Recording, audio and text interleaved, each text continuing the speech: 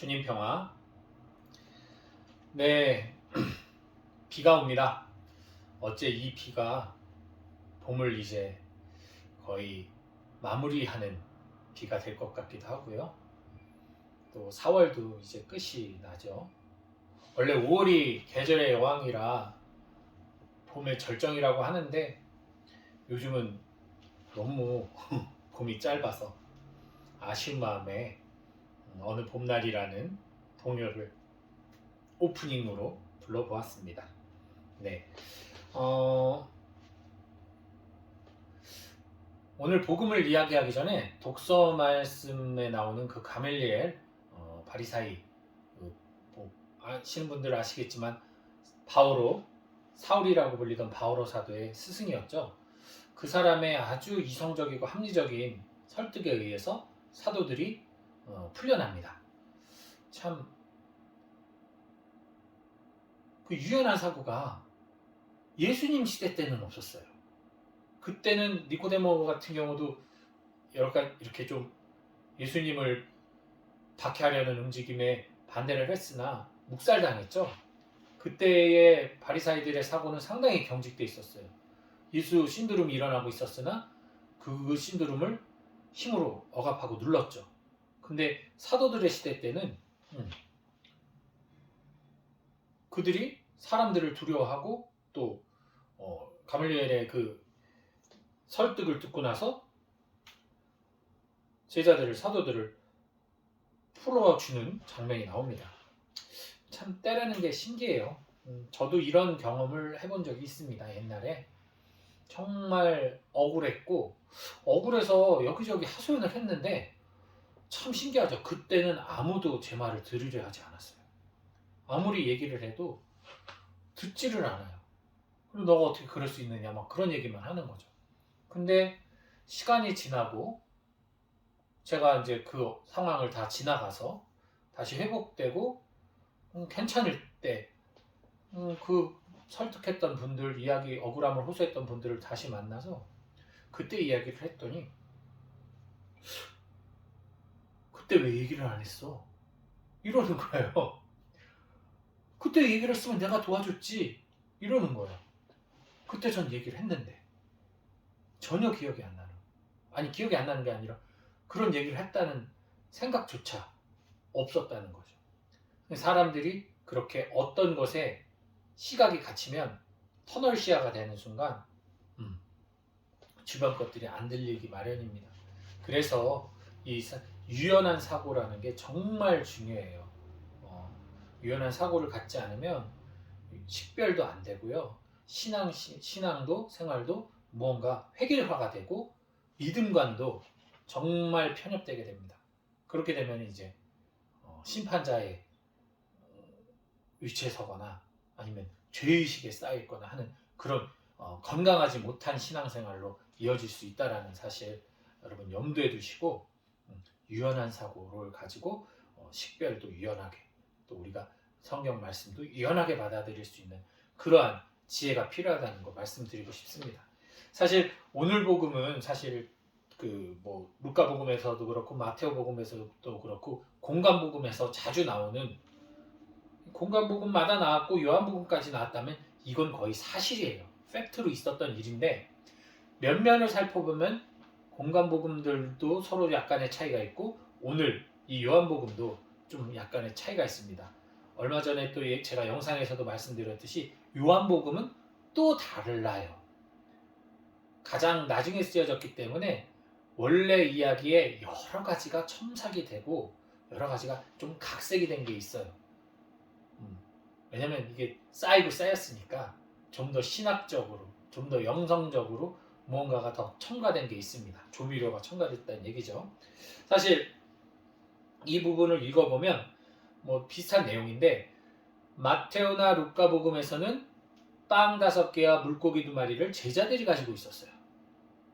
우리들의 식량이었단 말이죠. 근데 이 요한 복음에서는 어떤 아이가 갖고 있습니다.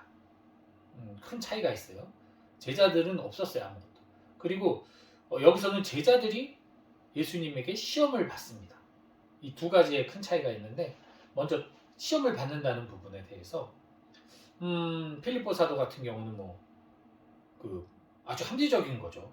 이 사람들 다 먹이려면 200데나리온도 모자랍니다. 어우, 돈 엄청 들어요. 이 얘기를 한 거예요. 그냥 아예 이 사람들한테 나눠줄 수 없다라는 딱 믿음을 갖고 신념을 갖고 얘기를 한 거죠, 이건. 안드레아 사도는 아이를 데리고 옵니다. 그래서 아이가 이걸 갖고 있는데 이걸로 택도 없습니다. 이걸로 우리나 나눠 먹죠. 사람들은 알아서 먹게 하고 우리나 나눠 먹읍시다. 그런 마음이었는지 모르겠지만 어쨌든 아이가 왔어요. 근데 여기서 중요한 두 번째가 바로 그 아이래요. 아이라는 거죠. 발달 심리학적으로 봐도 아이가, 소년이 자기 먹을 것을 챙겨놓지 않고 있는 것을 그대로 다 내어놓는 경우는 거의 없다고 봐야 돼요. 어린아이일수록 자기 것을, 부모가 달라고 해도 자기 것을 챙기기 마련입니다. 내가 좋아하는 것이라면. 내 거야! 그거죠. 근데 이 아이가 자기가 갖고 있는 음식을 다 내어줘요. 이게 혹시 부모가 얘들아 저기 예수님하고 제자들 배고플 텐데 이거 갖다 드리렴 해서 심부름을 왔을 수도 있겠지만 성경에는 그게 나오지 않으니까. 근데 중요한 건 어쨌든 아이가 가지고 온 빵 5개와 물고기 2마리를 다 예수님에게 드렸다는 사실이에요. 이거는 본성에 어긋나는 행동이었어요. 당연한 자기 받아야 되는, 소년은 받아야 되는 존재잖아요. 사랑을 받고 이쁨을 받고 관심을 받고 선물을 받고 받으면서 성장해야 되는 존재인데 이 아이가 내어줬어요. 이거는 상당히 어떻게 보면 본성에서는 어긋나는 행동이에요. 놀라운 거죠. 근데 그 행동으로 말미암아 오늘 야훼 미사가 펼쳐지는 기적이 벌어졌잖아요. 야훼 미사잖아요. 사람들 앉혀놓고 예수님께서 빵을 떼어서 물고기 떼어서 나눠줍니다. 그리고 풍성하게 나누게 되죠. 그런 기적이 일어나죠. 미사가 일어나요. 본성을 거스른 어린아이의 이 봉헌이 오늘의 이 야훼 미사를 만들어냈다는 거죠. 그렇다면 이 본성을 거스른다는 게 뭐냐? 우리 그리스도인들이에요. 여러분들 생각해 보세요. 남들은 새벽에 일어나 뭐를 합니까? 새벽에 일어나 건강관리를 해서 운동을 하고 또 돈을 벌기 위해서 일찌감치 출근을 하고 자기 개발을 합니다. 새벽에 일어나서. 근데 저희 같은 수도자들은 새벽에 일어나 경당에 앉아서 기도를 하고 있고 미사를 하고 있어요. 여러분들 중에서도 새벽 미사 하시는 분들 많으시죠? 새벽 기도 하시는 분들. 남들은 그때 모디커피를 마시고 할 때 우리는 새벽 기도를 하고 아침 기도를 합니다. 남들은 맛있는 음식을 보면 맛있겠다고 달려들어서 맛을 볼 때 우리는 성호경을 붓고 감사 기도를 올려요. 남들은 주일이 되면 휴일이다 해서 산으로 들러 놀러 갈 때 우리는 정갈하게 옷을 차려입고 성당에 가서 미사를 봉헌한다는 거죠. 분명히 세속의 눈으로 봤을 땐 본성적인 것을 거스르는 사람들이에요. 저희 같은 경우는 결혼도 안 하고 애도 안 낳고 이거 완전 본성 다 거스르는 거죠. 근데 바로 이런 사람들이 모여서 또 이런 사람들이 세상의 빛과 소금이 됨으로써 이 세상에 그리스도의 이름이 곳곳으로 퍼져나갔다는 사실이죠. 본성을 거스른 우리들의 삶. 그래서 어떻게 보면 이 아이를 통해서 저는 그리스도인들이 세상 사람들에게는 어리석게 보일 수 있다라는 거, 세상 사람들에게는 참 바보같이 보일 수 있다라는 거. 그러나 결코 우리는 바보도 어리석은 이도 아니라는 거. 우리는 오히려 본능과 본성을 거슬러서 더욱더 고차원적인 하느님의 지혜를 받고 영감을 받아서 더욱더 고등 인간으로, 선택된 인간으로 이 세상에 존재하는 사람들이라는 거.